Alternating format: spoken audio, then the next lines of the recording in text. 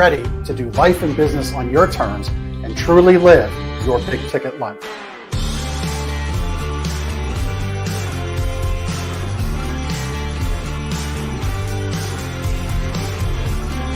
You either make excuses or you choose to level up. What amazing guests living the big ticket life. Woo! Woo! Brandon Brittingham. Appreciate you having me here today, man. It's that kind of discernment, that kind of focus, that kind of forward thinking that's so important if you're going to succeed in business today. Jeff and I are like friends. We're real friends. We are so you unlock fortune and freedom without all the stress that normally comes along with it. It all comes down to your why. Your business, why are you doing it? How is it going to change the world and what's it going to do for your family? I want you to celebrate your success. Talk about the struggle, but I promise you, the story is in your struggle. They'll never be able to say that about me because people only see me working hard in anything that I'm doing whenever they see me. Focused on your success and the success of those around you. But being that constant in your community, good or bad, whether things are great in the community, bad in the community, be steady. Unapologetically do business and life on your terms and truly live your big ticket life. What amazing guests living the big ticket life. And we discuss how they do it and the big ticket methods they use. The things that make your life successful so you do life and business on your terms. In and of itself, the only limitations that we really have on ourselves is the ones that we allow to be put on ourselves. And most people don't look at it in that perspective. There's nothing wrong with being humble, but there's also nothing wrong with stepping into your superpower and letting people know who you are.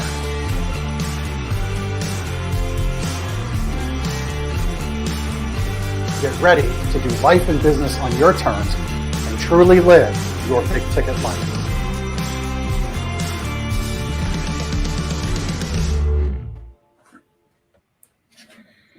All right. Well, listen, I am looking forward to our conversation today with the barbecue princess, as I learned in the pre-show, Miss Danita Doleman, who doesn't make it a business about barbecuing. That's not her business, but I get a feeling around a table with her family, it's pretty serious because her father, and I forgot to ask your father's name. What is your father's name? His name is Dan Doleman. Dan Doleman. Well, he's the barbecue king, so I've been told. And well, it gets pretty serious, I think, around their barbecue. We're not going to learn any secrets. So if you saw that in our show notes and you want to tune out right now, tune out. I don't want to waste your time. But maybe we'll get back to some of the barbecuing a little bit later because I want to hear how you brought it into the Thanksgiving table because I always like hearing what either substitutes for the turkey or complements the turkey. So we'll talk about that a little later. But Danita, welcome to the show. Thank you so Jeff. much. You're the principal and founder of C's Community Partners. So, you help people get grants and get loans. You help people have a connection to money and funding. You also do program management, strategic planning. So I asked this question before we jumped on, because I always kind of like to kind of take things, some left turns in conversation, right turns in conversation, maybe go up, go down.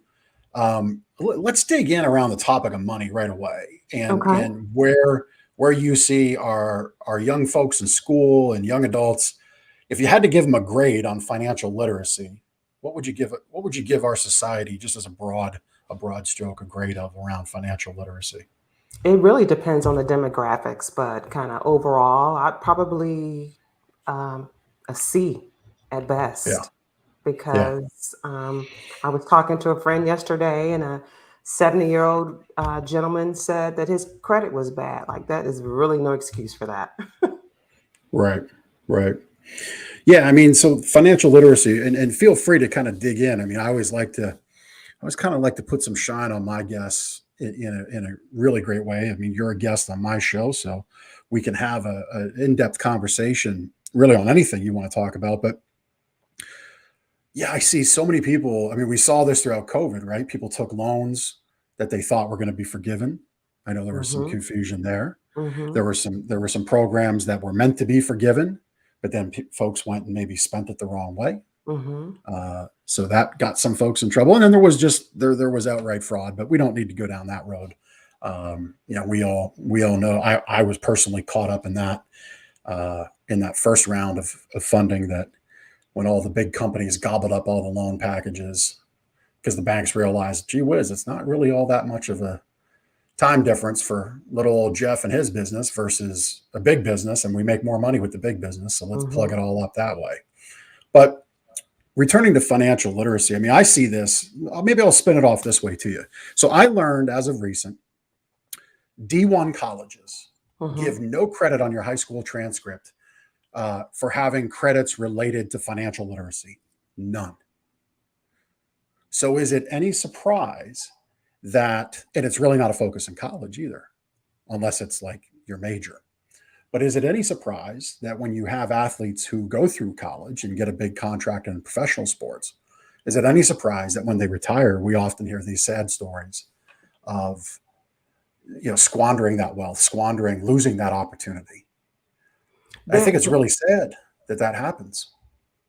It really is. And there is no surprise that that happens, because if you think about, um, they're focused on the limelight and the money that they have, and 10 cars that you can only drive one at a time. And Hmm. succession planning, there is no succession planning, there's no plan for tomorrow.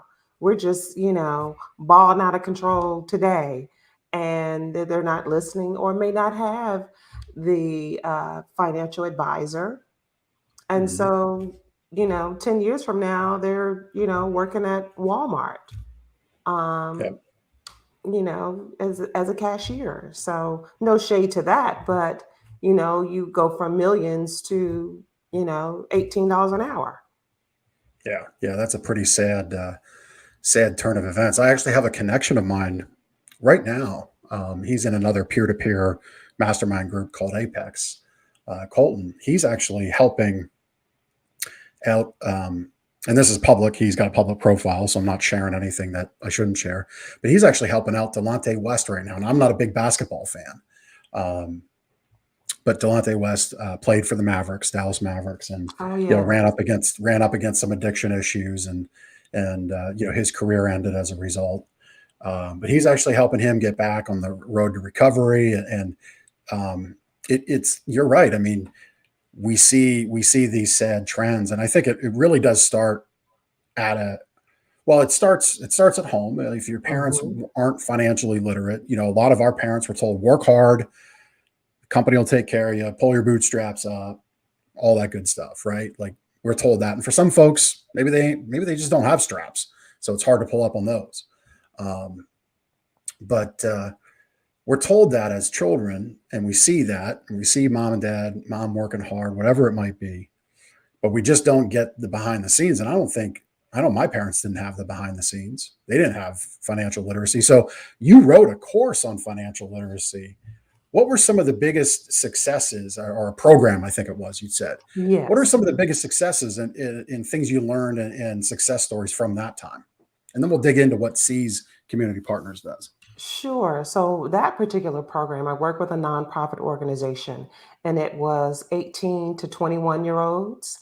And in the program, we started with checking account and savings account and tax returns, and establishing a budget. And those individuals wanted to go get an apartment, and so it was a contextual program where they could see firsthand, okay, you have this amount of money and these are your expenses, and so this is what you need to do to ensure that you can take care of those expenses. And so the success was, we were able to use grant funds to help them establish a savings account with a local bank.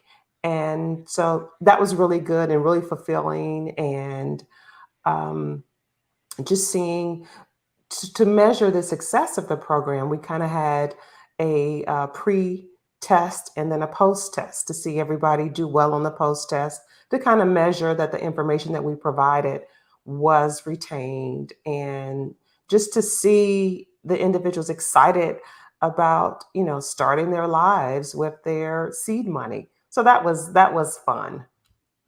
Yeah. Yeah. It's always neat to see people. Yeah. Especially since you tested before. So you knew You knew really where you were beginning, what your basis was, and then you could see the after effect. That's always neat to see that.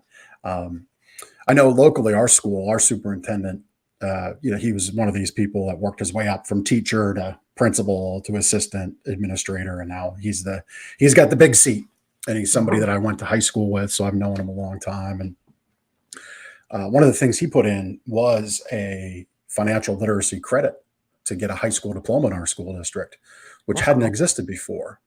Yeah, and that's where I learned about the college thing. He says, the sad thing is I push for this, and it's going to continue to be on my watch that it's part of our high school diploma. But sadly, for those kids going to schools on athletic scholarship, he said all of these colleges, they don't get credit for that. So they have to go take another credit and work even harder.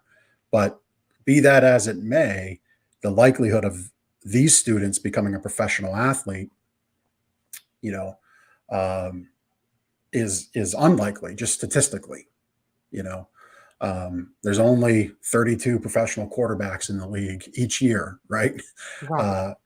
So he said, I want them to have a basis at least, and maybe that inspires something in them that throughout college they take a course, an elective course, and it just helps them sustain their life and grow their financial life down the road.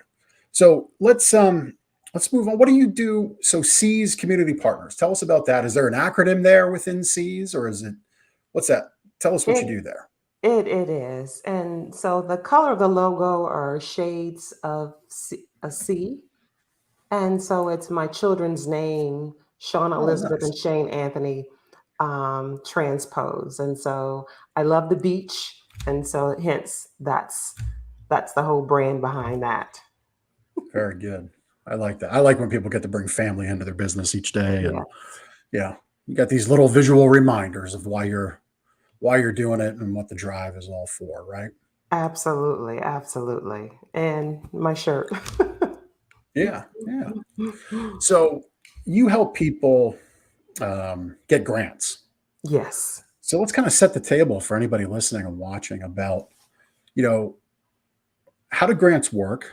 What is there money out there for people to have access to, and walk our listeners through the broad strokes of what a grant process looks like? Sure. So I like to say grant is synonymous with a gift. And so that's a gift from the granting organization, whether it be a foundation, corporation, or state and local or federal government. And that's to do a particular task. And so there are small business grants, and then there are nonprofit grants. And so there are lots of opportunities, and it was highlighted even more for small businesses during COVID, trying to help small businesses to survive and kind of navigate the uncharted waters of staying in business. And so there are grant opportunities for restaurants and just different industries, and technology, manufacturing, retail operations, a florist, just all different types of businesses. And so with the grant opportunities, it can be for retaining employees, it can be for renovation, commercial revitalization, or it can just be whatever that you convince the reviewer that you can use the grant funds properly to help impact your business. You said something really interesting there. Convince the reviewer. Hmm. And I'm making a note of that. I told Danita, I tell all my guests this. I'm not doing work and doing podcasting at the same time. I don't really believe in multitasking. However, what I do for all my guests, and it's because I feel I have great guests on the show, and I want everybody to get all the goodness that our guests bring. But you all may not have an hour each time to listen and sit down. So I carve out these little reels. One of those moments right here that we're going to carve out is this statement you made about convincing the reviewer. So you're really selling. You're selling Yes. You're selling here is what you're doing. Yes. So you are. can you talk about how to convince the reviewer? What are some tips and things there? And you obviously help people with this. So what are some ways for people to think about that? Well, as you said, Jeff, you are selling. You're selling your business to the reviewer. You're selling your story, how you're going to impact your business with those grant funds. And how do you stand out from the crowd? Like, we received a grant, and there were about 3,000 people that submitted applications, and we were one of 1,200. And so it's our story, convincing that reviewer, yes, we will use the grant funds properly. And oh, by the way, our project is unique. And so that's the convincing that you have to do. And you have to think about, there are thousands of people potentially that could apply for those same funds, but what makes you different? How do you stand out? What is your impact statement? What is your value proposition? I always like to say that I do strategic planning and adding value to my clients, but how are you adding value to your customer base, your stakeholders, to let them know that, yes, I really thought this through? Because grants is like the new hot thing. Oh, I can get a grant for that. But what are you going to do? How are you going to impact? Yeah, What's the story that you're going to tell? What makes you different? I love that. I have so one of the businesses that I own is a retail mattress store in Pennsylvania, and we're a successful company, and we don't lose sight of that. We work every day at it. My team works every day at it, and a great team there to propel forward what we do. I believe the goal of every business owner is to hit that success point, whatever that success metric is for them, and then shift into significance. So one of the things that we do, we have a community-based podcast where we, very much the same format, with the same production team, by the way, fantastic production team we have. Chris from castahead.net, his info's in the show notes. Reach out to him if you like what you're seeing and hearing in this show. But that show, we put shine on the community. We bring in nonprofits. We bring in local heroes. We bring in businesses where give back is a part of their ethos, where they have shifted from success to significance. So I really like that you said about, you're selling yourself to the grant reviewer about the impact you can create. Because I think if we could all, as a society, commit to that a little bit more, 1% more, 10% more, wherever your barometer is, we'd have a little different world, I believe, if we could all get behind that, as opposed to, we just got to open the doors and we got to make money today, and we want to keep as much of that as possible. I think there's a better balance to be found. So I love that you help people find that impact moment, that moment of significance for their community. Are there any, and you don't necessarily have to share names or anything, but are there any success stories that you can share? Like maybe, this person wanted to open a cafe, or this person wanted to open a daycare, or anything like that you could share of getting a grant that was really, really impactful? Oh, absolutely. I have one client has two grocery stores in the District of Columbia, in different parts of the city, uh, what they call Ward 7 and Ward 8. Uh, um, and where there's somewhat of a food desert. And so they opened those two grocery stores. And so in total, with their operation, they're probably almost in the $200,000 grants that I've helped them get. And so one store in particular, they have received about 4 or 5 grants, I believe. And it's really nice because they've really developed that bond with the community. And at Thanksgiving, my client texted me pictures of probably 50 plus turkeys that they gave out to the community. Oh, that's awesome. And so those are really good stories that I can tell in their grant application as part of their story, as to, yes, we are providing a service and customers come to us, but we also value our customers and we're giving back to them. And so they do this every year. And it just makes my heart full that I saw how the store started um, maybe 3 or 4 years ago, and now they're offering, seafood and all this kind of. Mm, They've expanded their fresh produce. They're expanding things, and they're listening to what customers want, and so they're sourcing any local spices or condiments or that type of thing. So they're forming relationships with other small businesses to carry those things in their store. So they're really a friend to the community, and they are yeah. really meeting that need. And so that's that's that's what makes me smile. That okay, yes, we got you the grant, but you're really a friend to the community. Yeah.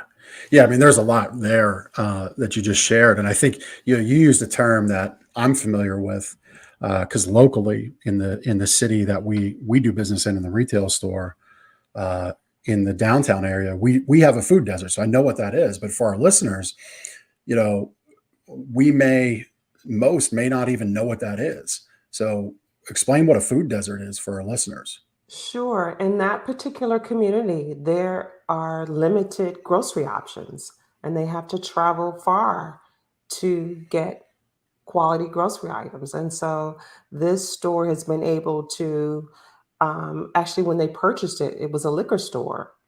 And so they didn't believe in that. So they took out all of that because they really wanted it to be a family store that had the fresh produce, not just an apple or a banana, but actually a produce section, Right. and expand their meat and seafood section. And so just meeting the needs of the community, that they can just walk down the street and they don't have to travel far to get quality grocery items.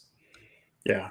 Yeah, I mean, to expand on what Danita just said, I mean, I'll paint a little more stark picture. I mean, I think we've all done, I shouldn't say we all, because that's a big inclusive statement, but most have done the walk of 17 grocery bags in your hand from the car into the house or the garage into the house. Um, Imagine having to do that blocks because you don't have a car. Right, Imagine having to carry 17 bags on mass transit, bus or train. It's a real pain. It's a real problem, right. and it just becomes it's a lot of work. It's an expense to take that mass transit. You might damage some stuff. I mean, you have a glass jar or something and it breaks. You just wasted that money. You made a mess. It broke your bag. It's not just the fact that the grocery store isn't around the corner. It's the fact that getting to it becomes such a problem, which is why the term food desert exists. And, I learned of this a number of years ago in our local community. Um, and that was fixed, I believe, as a result of a grant process. Now that I Mhm, think of it, mhm, somebody mhm. came in, a big corporate chain left. They were just looking at the dollars and cents of it, and somebody else, had the determination to serve the community. So that's great. But I think a lot of folks really, you lose sight of that. And you wonder, well, why do people struggle? I mean, it's food. Food's everywhere. Well, that's true. In our nation, we food is everywhere to the point where we waste something like 50 million pounds of food a year. But it's not always there and accessible in the ways it is for maybe you and I, right, Danita? It's Right, different for people. exactly. Um, so I love that we got to this point. That's one of those, we made a left turn and a right turn, then we went down and we went left and we got to this point in the conversation. I like it. Because the one thing I want is for people, our show's about success. It's about doing business on our terms, but it's also about understanding there is a community and there's people around us. And if we can learn, then we can help and then we can make change. And I think that's good that we got to touch on that. Yes, that value and an impact statement. Yeah. Yeah. Yep. So, you know, grants, I always thought about grants as being a governmental thing. And you said there are corporations Mhm. and there was another one. And there might be Corporations, other entities. foundations, Yes. state and local government agencies, and then the federal government has Yeah. grant opportunities. So in the foundation and the corporation side of things, I guess I just hadn't thought of in my head. I've just always equated grant to government. Um, so if you're like me, I just just by tuning in, we just increased your opportunity for grant access by 66%. There you go. Because from 3 government bodies or levels to 5. But is the process any different? So across like a state agency versus a corporate company versus a federal government to a foundation, is the process any different? It is, depending on the entity, depending on the grant size, and the larger the grant amount, the more work it entails.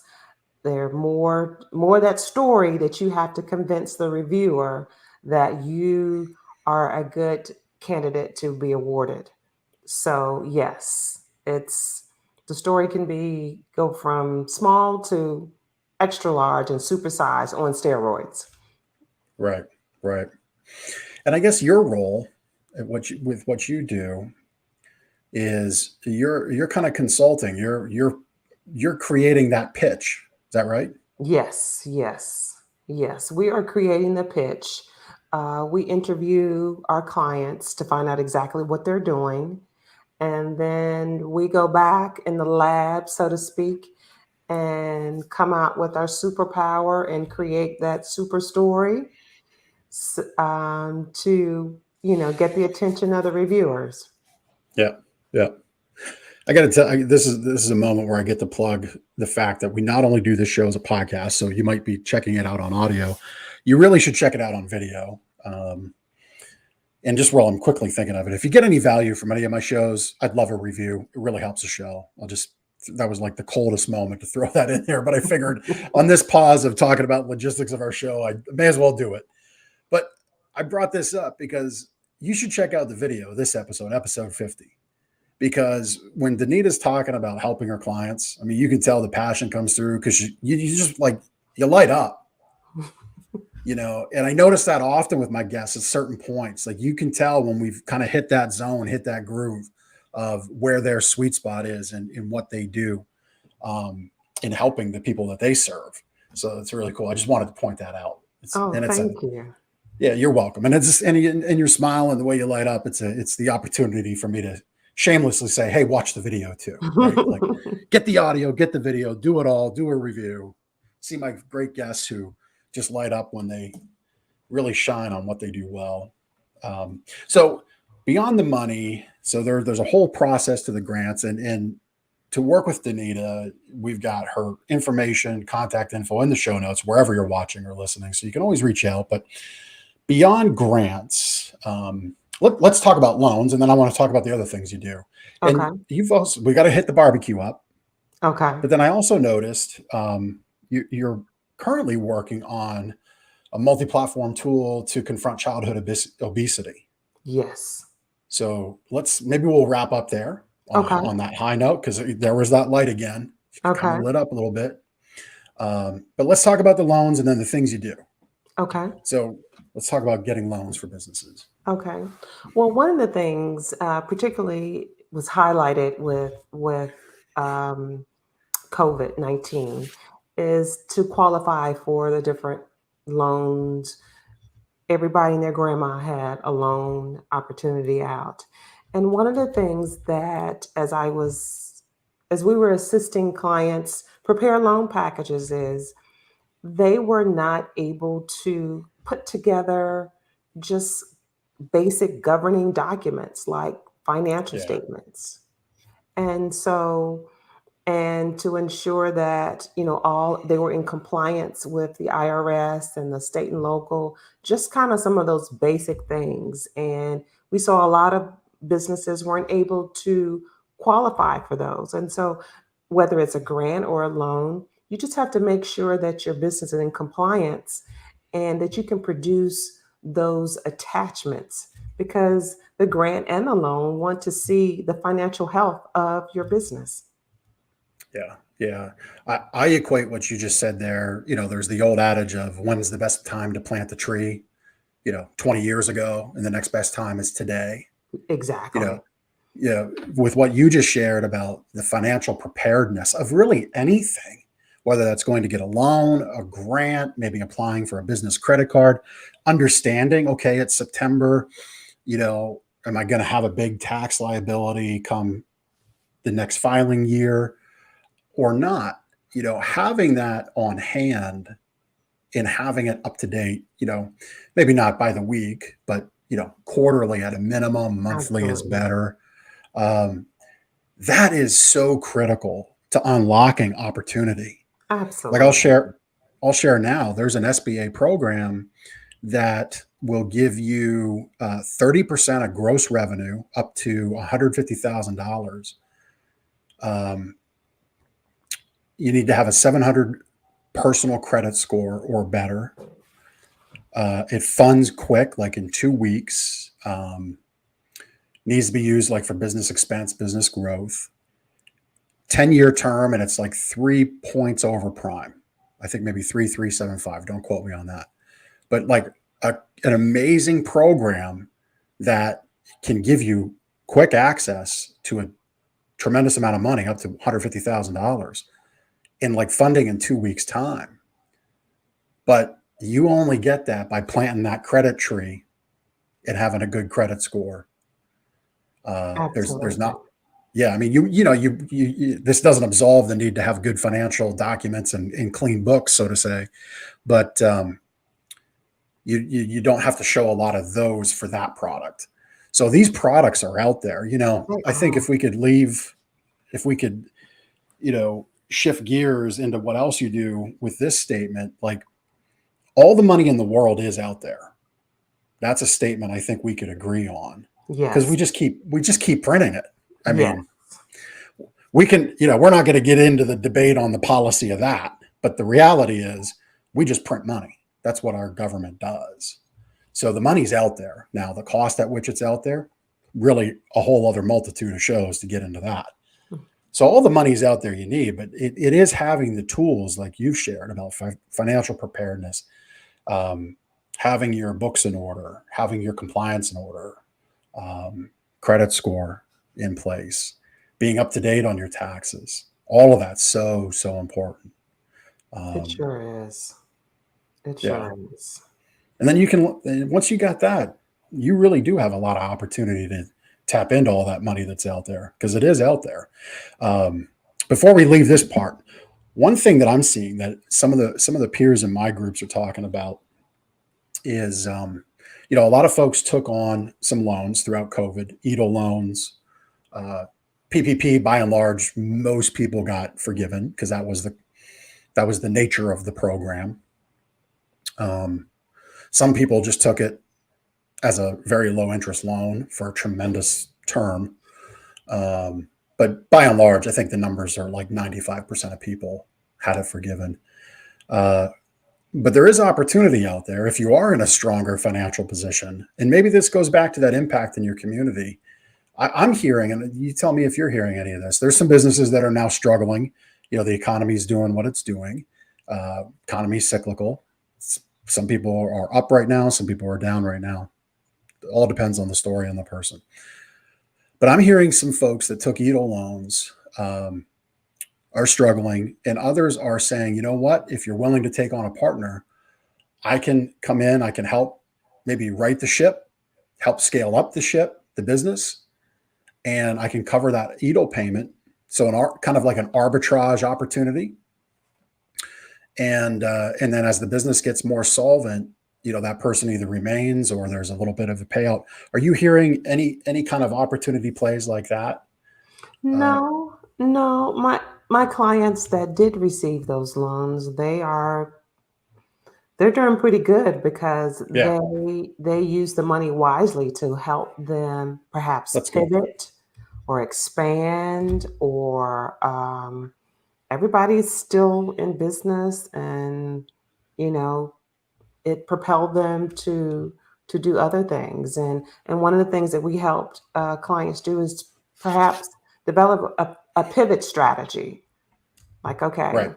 if you're doing this if you're brick and mortar then let's expand your e-commerce and see what we can do there and your product base and that type of thing Yeah. and Yeah. we Yeah. ourselves That's even very did smart. that through grants for biz. That's a new because I was giving this information away for free, so we pivoted to create this platform to make a matchmaking grant portal for small businesses. So, we followed our own advice. Yeah, yeah. No, I love that. I love that story. That's great. So beyond helping people understand the financial platform and foundation they need, differences between loans and grants and access to them from the different entities they're available from, you also do some other stuff. So tell us about, the program management that you do, the programs you create, strategic planning, and then let's talk about your new tool to combat childhood obesity. Sure. So, under the program management, we work with corporations, small businesses, nonprofit, where in some instances we will help them create a program, whatever it is that they're trying to do. In some instances, we will manage a particular program and kind of soup to nuts to help them, run that program more efficiently, more strategically, just kind of meet their goals. And I can't hammer it enough. Just adding value to their customers, their clients, their stakeholders, just managing that program.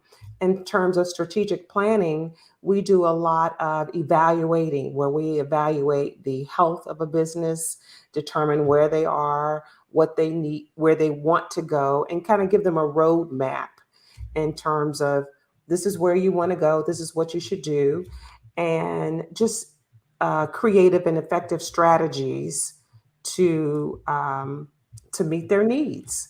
And so those are some of the things that we love to do. Um, I love to get that email that says, "Hey, Danita, thanks.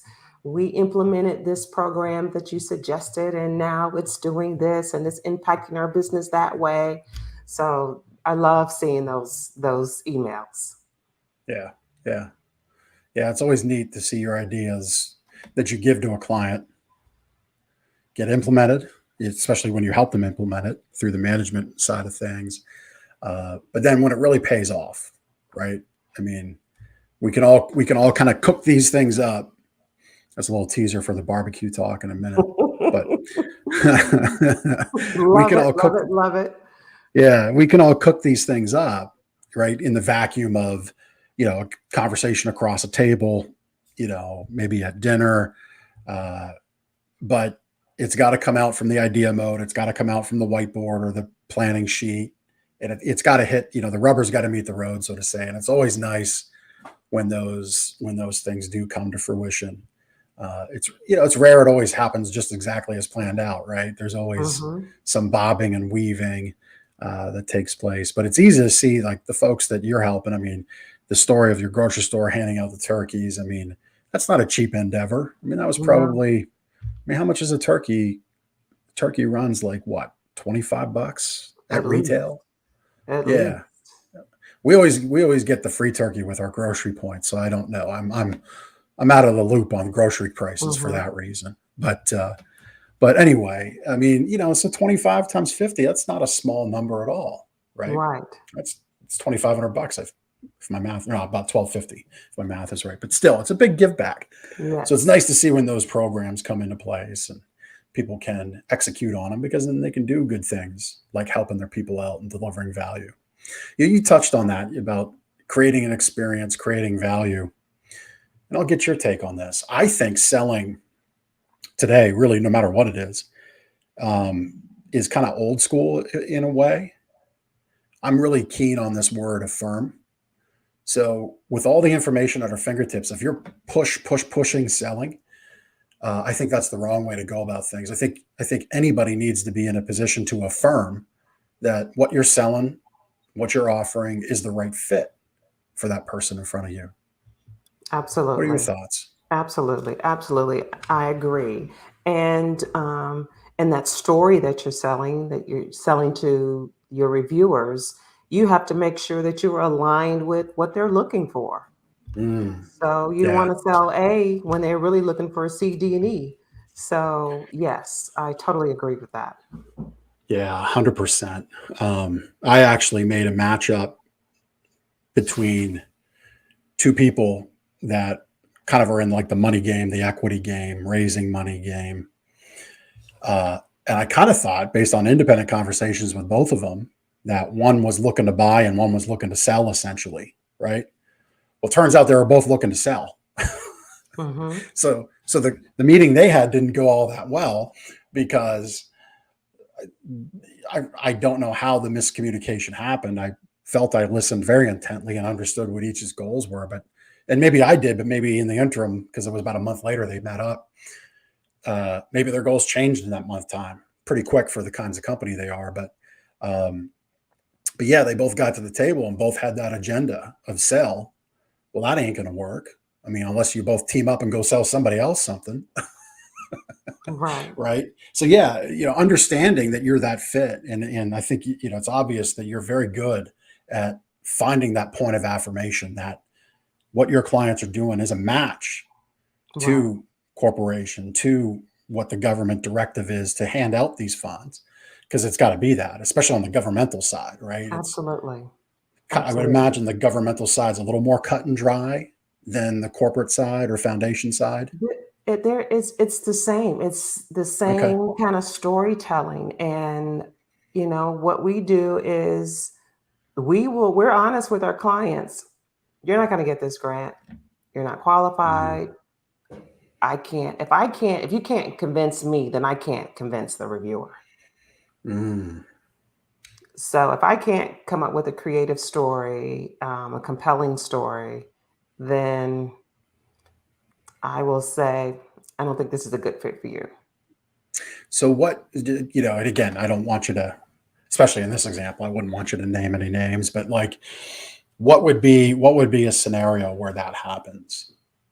Well, I'll take this client, the grocery store, the grant that they received. It was in the beginning of the year. It was $50,000 for their grocery store, and we were able to really share how they were of value and they provided impact to the community. And I think that was why they were so successful in getting Yeah. funded, because we had like statistics and data that we were able to share. And we had support letters from partnering organizations, particularly with that turkey. And I was talking to that partner organization just last week. Maybe a couple weeks ago, we did a how to get ready for grant webinar, the grants in the District of Columbia. And she said, "Oh, I got to go get ready to, with the store so that we can give out those turkeys." So, they're a real true friend to the community. Yeah. So inversely, if you're just not looking to be that friend of the community, that would be one of those scenarios where then it doesn't pass the Danita test. So it's probably It not going to doesn't. pass the reviewer test. It doesn't, particularly Yeah. if that is something that the reviewer that they're looking for. If they're looking for that impact statement, like what are you doing in the community? Yeah. If I'm scratching my head, then I will say, and I have done this actually. I have told clients, let me help you forge relationships with community organizations. So the next time this comes around, we'll have something to talk about Yeah. because we don't have anything right now. There's that plant the tree analogy, right? Mm-hmm. Mm-hmm. Let's work for a year or two. Put the Yes. work in, get the support. We can get support letters from people you forge relationships with. Exactly. And then next time it's not it's a no for today, but it's not no forever. Right. Right. Right. Yeah. Let's Yeah. devise that strategy. Yeah. Yeah. Really smart. Really smart. We'll talk about barbecue last because it kind of feels odd to talk about barbecue first in front of a childhood obesity program. But it's all in moderation, right? That's the key. But let's talk about the program because this is a problem. We all Yes. see it. We all see Yeah. it walking around our neighborhoods, taking our kids to school. We all see this problem. So first of all, why are you passionate about this? When my children were younger, there was some obesity going on, and we developed a program and partnered with a local youth organization, actually a national youth organization. And so we developed this program to teach them, it's more than just, exercise and diet is just kind of changing the mindset. And Mhm. so because of that, we had this tool has evolved in so many different ways, and using artificial intelligence and mindfulness, just really trying to change the mindset of young people. And so we're excited that we're in the infancy stages of this, but look out for us because it's coming soon. That's very cool. So is this going to be, you shared it's a multi-platform tool. Is this going to be like a phone app? You talked about AI, which is kind Yes. of neat.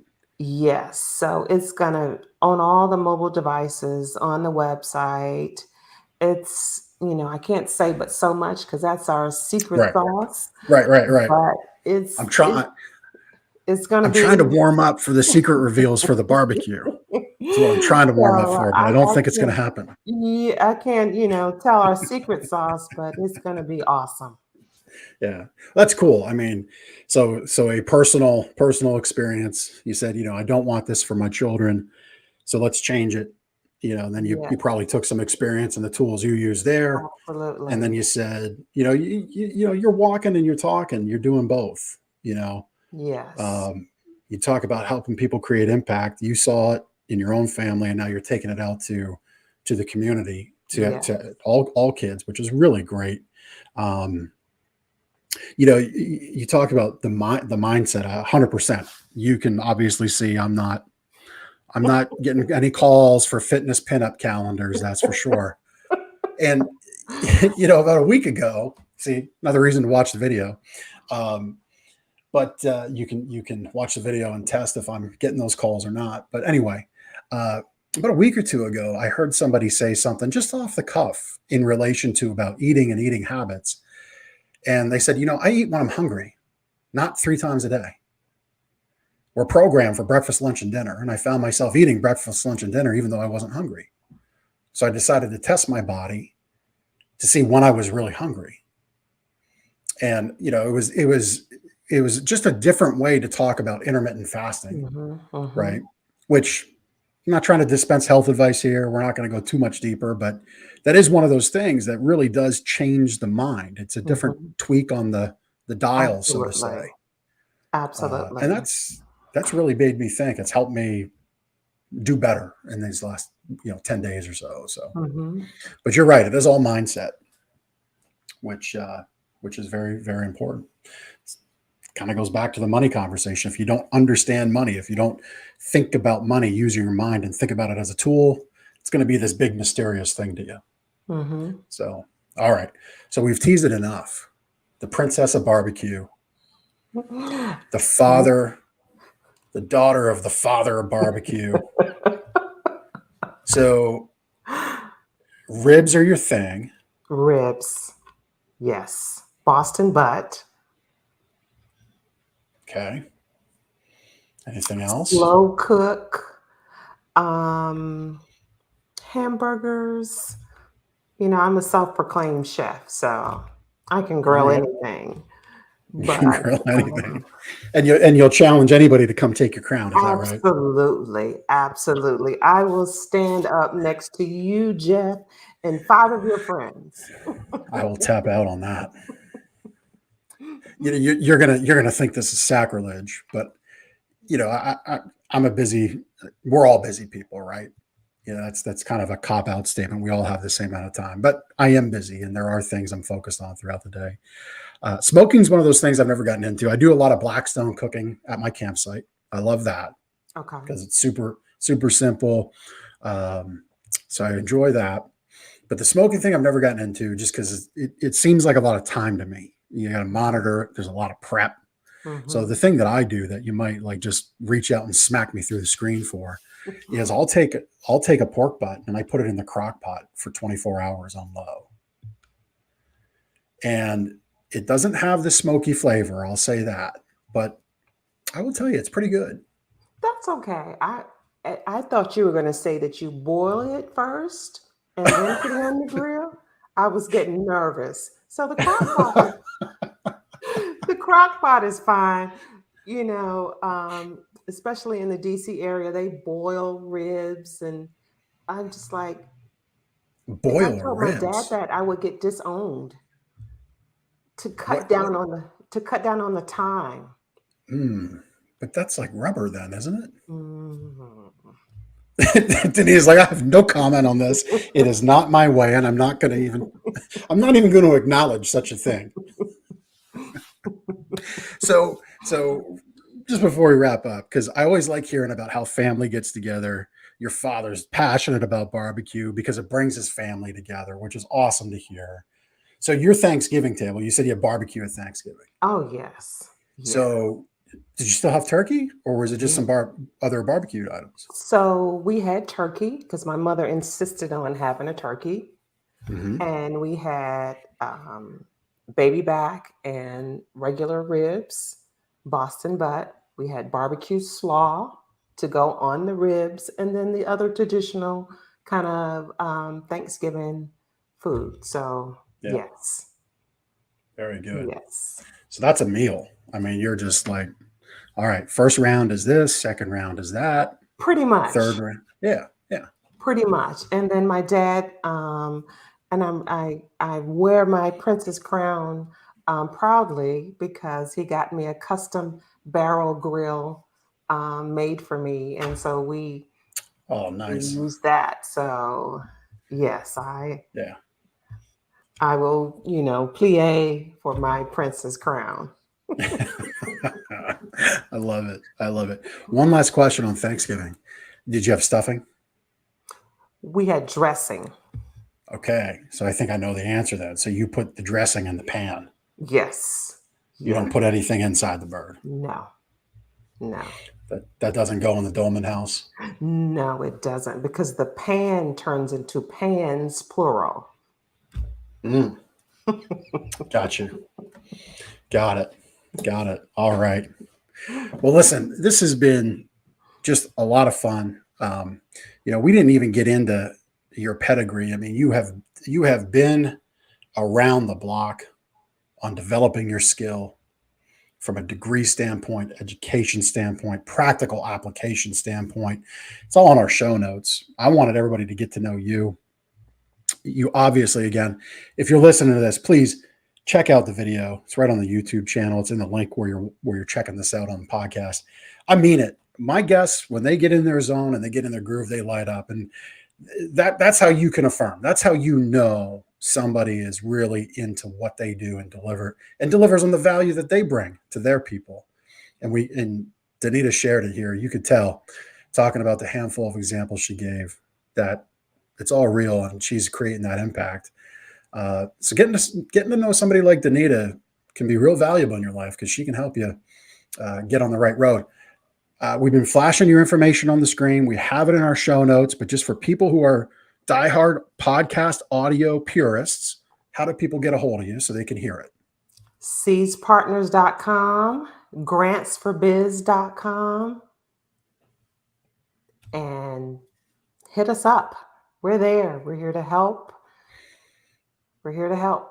So you can get that big ticket life. That's right. And there's one last website. It's princessbarbecuesecrets.com, but it's just a blank page. It's just a blank page. That's all that's there because she's not sharing them.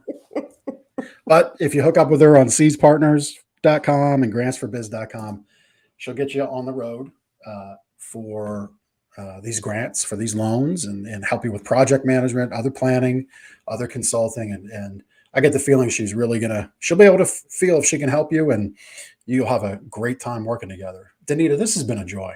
It really has. Thank you so much for having me. It has been fun.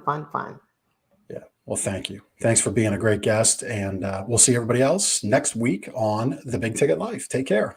Thank you so much for taking the time to listen to this episode of The Big Ticket Life. You've heard from another amazing guest living their own big ticket life, and now it's time to live yours. First, I'd love for you to take me up on my free gift to you. Claim your gift at gift.thebigticketlife.live. That's gift.thebigticketlife.live. See, all your life you've been told what is and what isn't possible by the loudest voices from the cheapest seats. It's time to finally do life and business on your terms. Sure, you've heard similar things, but without clarity on what can be done, it's easy to have your customers, employees, maybe even partners, and your spouse keep you from truly living a big ticket life. My big ticket methods shift you into that investor seat in your business, away from commodity and away from competition, into a market of one, so you can finally live your own big ticket life. So my gift to you is for you to book your discovery call today, where we'll uncover first the Chivo behaviors, those chief everything officer behaviors that hold you back, and why moving into the investor seat in your own business is critical.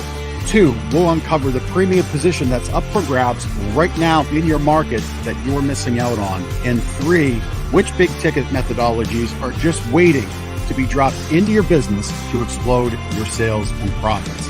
So again, thanks for listening to this episode. I'd love for you to take action right now. Accept this gift. Book your call. Go to gift.thebigticketlife.live. Again, that's gift.thebigticketlife.live.